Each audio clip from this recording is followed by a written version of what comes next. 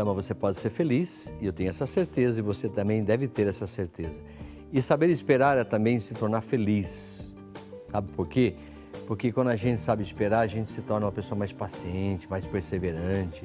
A gente consegue ser tecido de maneira diferente. Acredite nisso. Olha para dentro de si. Olha que o amor que está em você, esse Deus maravilhoso que está dentro de todos nós e agindo o tempo todo, mas porém, nós temos momentos que são só nossos e a gente tem que ter esse momento que você tem que se arriscar, senão você não vai plantar o seu talento e aí o que vai acontecer, né? Vai enterrar? Não, eu até diria, quando eu falo, eu estou transferindo aqui a palavra talento como se fosse uma semente, pode fazer uma analogia. Mas você recebeu a semente da vida. Faz com que essa semente possa produzir muitos frutos de amor, de perseverança, de bem-aventurados. Eu estava falando no início que esse saber esperar faz com que você se torne mais preparado para a vida. Senão a gente acaba ficando afoito e frenético, né? Como a gente falava, acaba ficando nervoso demais. Isso não vai ajudar a gente. Mas o Papa está fazendo hoje, lá no dia 29, a sua Santa Missa. Aliás, ele celebra a Eucaristia. Eu digo a sua Santa Missa porque enquanto ele preside a missa dos apóstolos Pedro e Paulo. E, portanto, nós sabemos que a palavra se cumpre plenamente nele. Tu és pedra e sobre essa pedra edificarei a minha igreja. A palavra não pode estar lá presa no passado, ela tem que se cumprir. A palavra é hoje. Então, hoje Jesus está dizendo para Francisco, tu és pedra e sobre essa pedra edificarei a minha igreja. Essa igreja que tem que ser alegre, mas ao mesmo tempo sofredora, tem que carregar a cruz do dia a dia.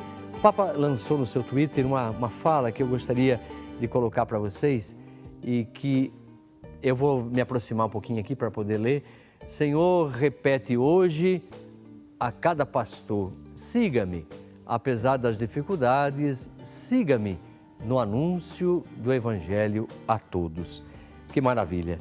E o Papa, vamos orar por ele hoje para que, de fato, ele tenha esta força, esta coragem de continuar seguindo. E nós que estamos aqui como pastores também, possamos ouvir esse apelo de Jesus, siga-me. Sim, nós queremos segui-lo, porque no caminho vamos encontrar com as dificuldades, mas não importa.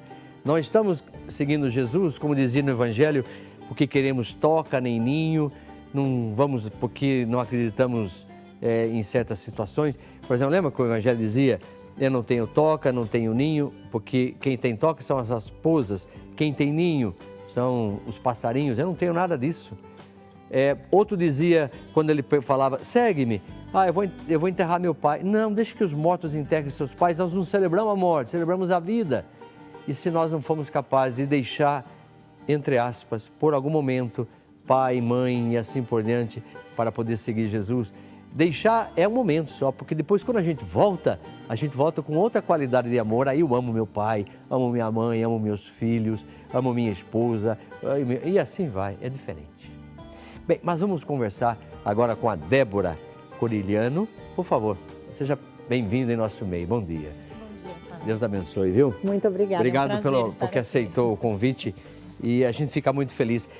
Às vezes a gente vai falando, mas eu estou, assim, curioso para a gente conversar, porque posso chamar de você, né? Sim, claro. A nossa idade acho que se aproxima, então, senão a gente fica meio... Não, somos jovens. Somos jovens. Eu estava falando até para a irmã, nós estamos em processo de envelhecência, mas se não ficar velho, fica uma coisa tão... né? E de fato a velhice aqui no Brasil não é muito respeitada. É né? verdade, É uma pena, né? Sabe que às vezes eu fico pensando assim, a gente vai nesses estacionamentos que tem em supermercado, tem lá lugar para idosos, tem muito. Muitos. Então, pode entrar na fila para não esperar, mas é interessante o plano de saúde caro, não? É verdade, É uma hipocrisia isso? Isso é. Meu marido, ele tem 60 anos E aí outro dia É uma criança, é um jovem. É um jovem de 60 anos. E aí nós estávamos conversando e eu falei, nossa, agora você tem o benefício do estacionamento, da fila. Aí ele falou, eu fiquei até sensível a isso, porque ele falou assim, poxa, eu tive que chegar aos 60 anos para ter só isso de benefício, né? Ele falou assim, poxa vida, 60 anos de vida, o que eu já paguei. Faz o quê? Ele trabalha com vendas, ele é representante comercial. Então ele falou, eu trabalhei a minha vida toda, né? Continuo trabalhando, continuo ativo, paguei todos os impostos devidos e o benefício que eu tenho é esse, né? É uma fila que eu posso... Bem posicionado. Ele falou assim, então isso... eu falei, então faça uso, né? Eu falei, já que você tem só esses 2, 3, sei lá quantos direitos, mas são poucos, né? Do idoso, então faça uso, porque é importante, mas que é falho, sim. Talvez até diria, né, Débora, foi uma conquista dele, né? Quer dizer, a conquista de quem chegou a essa idade, mas nós poderíamos ter tido outras conquistas. É verdade. Né? Como eu estava falando, o plano de saúde é altíssimo. Né? Acho que o mínimo é que aqueles que deram a vida pelo país, que lutaram, que contribuíram para que o mundo fosse melhor, o nosso mundo, as nossas cidades, enfim, o lugar onde a gente habitou, agora tivesse um momento de dizer, agora procure descansar e tenha os benefícios que vocês conquistaram durante todo esse tipo de trabalho. Né? Sim, né? E de repente olhar, o plano de né? saúde, não sei o que, né? Acaba tudo ficando mais caro, né? E depois troca-se por um estacionamento, uma passagem livre no ônibus. Pode furar fila e não sei. Não, então tem que rever isso. Rever um pouquinho, senão fica uma conversa meio superficial. É verdade. Muito bem, Débora. Você mora em São Paulo? Não, moro aqui em Campinas. Ah, mora em Campinas? Moro em Campinas. Sou de São Paulo, estou aqui, nós estamos aqui em Campinas já há uns 20 anos que eu moro para cá. Eu pensei aquela hora que nós conversávamos, que você... A minha formação foi lá. Eu nasci em São Paulo, mas hoje exerce a sua profissão como psicopedagoga. Isso, aqui em Campinas. Aqui. Acho tão bonita a pessoa. Hoje tem muita procura pela pedagogia ou não? Sim, sim. Tem, né? Eu dou aula também na pós-graduação em psicopedagogia e são salas cheias. Que bom, hein? Salas que bom. com 30, 40 Porque, alunos. apesar dos salários hoje das professoras não serem tão reconhecidos, mas como é importante ter aquelas pessoas que nos ajudam a pensar, a refletir. Primeiro, na alfabetização, logo que começou a nossa tenra idade, quando nós íamos para a escola, né? Hoje ensino fundamental, né? Na minha época era o grupo. Nossa, mas a gente tinha um respeito, Débora, uma coisa assim significativa. O professor falava, nós respeitávamos. É verdade. Recebia de vez em quando até umas reguadas na mão. Isso não era mal, eu achava que não. No devido lugar, sabe? Não sei se você entende o que eu quero dizer. Sim, sim. No devido lugar. Mas hoje também extrapolou um pouquinho, né? Nossa, temos visto coisas assim, o que tem feito com os professores, a falta de respeito com os professores que estão ali justamente para mostrar um caminho, para ensinar, para passar conhecimento, para fazer com que o aluno tenha uma reflexão da sua vida, do conteúdo, sabe, de tanta coisa. E jovens aí que têm uma postura que eu fico às vezes indignada quando eu vejo. Eu falo, poxa vida, né, ele é o professor. E eu sou da época também onde o professor era tido, era o médico e o professor. Né? Em termos de importância, a gente sempre falava, as mães falavam, meu filho queria que a filha fosse professor e o filho médico, Isso, né? É verdade. E hoje a gente vê a falta de respeito de jovens e até crianças mesmo com a figura do professor, né? A falta da valorização. Né? Você sabe que me faz lembrar um amigo que eu gosto muito, prezo, ele é professor de filosofia. E a filosofia, você sabe, ela faz pensar mesmo, né? Eu quero chegar na causa primeira. E tem muita gente, não quero saber. Né? Hoje a gente está no imediatismo, né? A falta, não sabe esperar. Não sabe esperar. Né? Não sabe esperar, não tem aquele período de formação. Que curso você vai fazer? Fazer faculdade eu quero fazer a que tem menos anos, né? Imagina. E sem vocação para aquilo, talvez. Mas ele dava aula de filosofia, porque agora ele está na parte da direção, e você sabe que um aluno deu uma cuspida nele, no rosto dele. Ele foi chamar a atenção do aluno, quer dizer, ele se posicionou, ele colocou algo assim que estava acontecendo, o menino pegou e deu cuspida. Olha que falta de Ele se sentiu tão humilhado, tão humilhado. Eu falei, puxa vida, né? Ele veio se queixar comigo. Eu falei, olha que situação. Eu falei, que pena que nós estamos vivendo isso. E às vezes eu fico pensando, a gente precisa educar as crianças, sim. Mas aqueles que foram crianças e que talvez não foram educados, que são os pais hoje. É verdade. Esses são terríveis, né? Eu trabalho no consultório com orientação familiar, né? Então eu recebo muitos pais, jovens pais até, e que têm realmente essa dúvida, né? É uma educação permissiva, uma educação autoritária, o meio termo, que é o mais difícil, que eu falo para todo mundo, né? Que seria o ideal, mas é o mais difícil de percorrer nesse caminho. Só que, acima de tudo, tem que haver o respeito dos pais para os filhos, porque aí a recíproca se torna verdadeira, né? Se há respeito no contexto familiar, a criança vive num ambiente de respeito, ela vai agir com respeito dentro e fora de casa. E hoje o que a gente vê é justamente o oposto, né? São pais que não praticam esse respeito, não pedem um por favor, não falam um bom dia, não dão um obrigado, sabe? Aquela coisa muito automática, muito apressada, né? Não permite a expressão, não sabem ouvir o filho que não sabe ouvir o pai, o diálogo familiar que está cada vez mais escasso em função da tecnologia. Então, são muitos resgates que nós temos que fazer, né? Que o professor, os orientadores, no caso eu que trabalho com orientação familiar, às vezes eu falo coisas que eu penso assim, poxa, mas são tão óbvias, e eu vejo o espanto, né? Fala, poxa, não posso fazer isso e é fácil. E são ações que não requerem condições financeiras, não requerem um nível intelectual alto, requer a boa vontade, né? Eu quero fazer o bem para minha família, eu quero estar feliz no ambiente familiar. E tudo isso não deixa de ser um tempo de espera, né? Essa espera de poder educar, de poder receber e deixar gerar dentro de si essa mudança que vai acontecendo dentro do processo de aprendizado, da aprendizagem em si, né? Porque quando a gente recebe as informações, há um período, eu até diria assim, gestacional, né? Vai gerando uma nova possibilidade de uma nova pessoa. E as pessoas são imediatistas demais. Demais. As crianças estão ficando imediatistas também. Eu percebo isso, lá no consultório tem uma sala de espera. E as crianças, e tem uma pediatra. Uma sala de espera. É uma sala de espera, né? A sala eu até escrevi um artigo sobre isso, falando justamente isso. A sala é para a espera, né? E tem uma pediatra. E consultório de pediatra, todo mundo sabe que acaba demorando mais, né? Então, são vários profissionais voltados à criança. E nessa sala de espera tem alguns brinquedos, até para entretenimento. Mas a maioria das crianças estão ali no eletrônico e você percebe que a espera incomoda o pai, incomoda a criança. Então não tem um laço assim do pai orientar o filho e falar, não, vamos esperar. Enquanto esperamos, podemos conversar, podemos cantar, podemos brincar, podemos fazer N coisas. E isso não acontece. É aquela coisa da ansiedade, é aquela coisa do não pode demorar, tem que ser rápido, né? Mesmo quando você falou do curso. O curso é o curso mais curto. Os livros, né? Eu quero ler o livro fininho para ler rápido. Eu quero aquela informação de 3 linhas e achar que eu já tenho toda essa informação. Isso é a não espera, né? Nós temos que aprender a esperar. Difícil. Então, olha, o tema de hoje, podíamos dizer, né, Débora, que é um tema que acho que encaixou-se perfeitamente, porque nós não sabemos esperar de forma. Olha, você estava falando, né?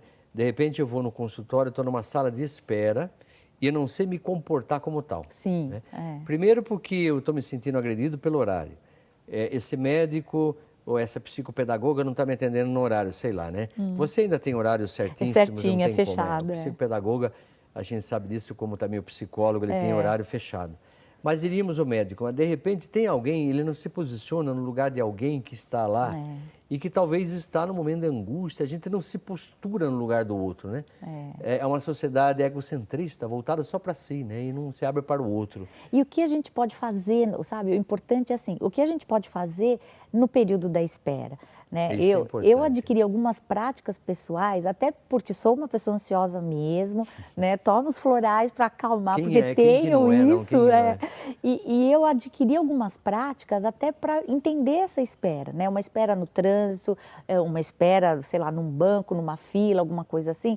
Então, são momentos, por exemplo, eu entro no carro, eu estou pegando o trânsito, eu vou pôr uma música que me dá prazer, às vezes eu vou rezando o tempo inteiro, vou fazendo minhas orações. Então, eu faço da minha espera um momento produtivo, não um momento para gerar uma ansiedade, não um momento para me deixar ansiosa ou nervosa ou aflita em função da espera. Porque se a espera existe, é o que nós temos que fazer, a opção é esperar. né? Então, eu posso fazer isso de uma forma prazerosa e positiva para mim. Então, eu tenho buscado vários recursos ao longo do meu dia, ao longo dos meus momentos, para fazer com que essa espera seja produtiva. Então, a ideia até de se comentar sobre esse tema é justamente isso. Faça da sua espera um momento produtivo, um momento prazeroso para você. E aí, com certeza, a ansiedade, o medo, isso vai acalmar. Perfeito. Porque você estava falando que há de se trabalhar isso, né? Então, a gente pode trabalhar. Sim. Porque quando você estava falando, me veio algo assim do Freud, quando ele dizia da sublimação, né? Quer dizer, o que é sublimação? Nada mais do que a própria palavra já sugere, sublime. Busque algo sublime, né? E é interessante porque nem todos conseguem sublimar, né? Quer dizer, a sublimação não é para quem quer, é para quem pode. E aí a gente poderia trabalhar um pouquinho essa questão, porque levando um bom livro, né? Saber aproveitar o momento que você está ali, né? Se eu não consigo mudar aquela realidade, mas eu posso aproveitar daquela realidade para um crescimento, para uma maturação. Eu sempre levo o livro também, me acompanha onde vou, porque assim eu ganho tempo ali, fico ali, né? Procuro já me dedicar a isso, porque tento interagir. É uma das coisas. O que você poderia, como pedagoga e psicopedagoga, como que a gente poderia trabalhar um pouquinho a nossa espera? Você já deu umas dicas aí, não tenha dúvida, sim, mas vamos reforçá-las para a gente, né? Para a gente, a gente tem que ter um reforço, né? É como você acabou de falar, eu levo o livro e ganho tempo. Você usou essa expressão, eu ganho tempo, né? Então, é justamente isso, né? O tempo hoje é escasso para todo mundo, né? O tempo vamos dizer assim, um momento valioso de cada um de nós, né? E a espera faz parte deste tempo, né? Eu estou dando o meu tempo no momento da espera. E aí, como tornar isso uma coisa útil para mim? Como você mesmo falou, vou ler um livro, vou fazer as minhas orações, vou planejar meu dia, né? Então, nesse tempo que eu estou esperando, bom, eu vou sair daqui, o que eu vou fazer? Enquanto eu estou aqui na espera, eu posso fazer A, B, C, D, vou traçar esse caminho e principalmente na relação com os filhos, né? Fazê-los aprender a esperar. Nós pais somos exemplos em tudo que fazemos, né? As nossas ações refletem imediatamente no comportamento e na ação dos nossos filhos. Então, até rever esse meu comportamento na hora da espera, porque eu estou ensinando meu filho a esperar ou não, né, a se tornar uma pessoa que espera no momento, fica conflituoso, fica uma pessoa arredia ou não, né? A criança vê no seu pai como ele espera e aprende a esperar, né? Então, eu acho que são alguns caminhos aí de exemplos que os pais podem fazer também para ajudar os filhos. Não tenha dúvida, olha como é importante. Por isso que eu pergunto para vocês que estão aí nos ouvindo e vendo, você tem algum filho que é rebelde, que está com alguma dificuldade, que você...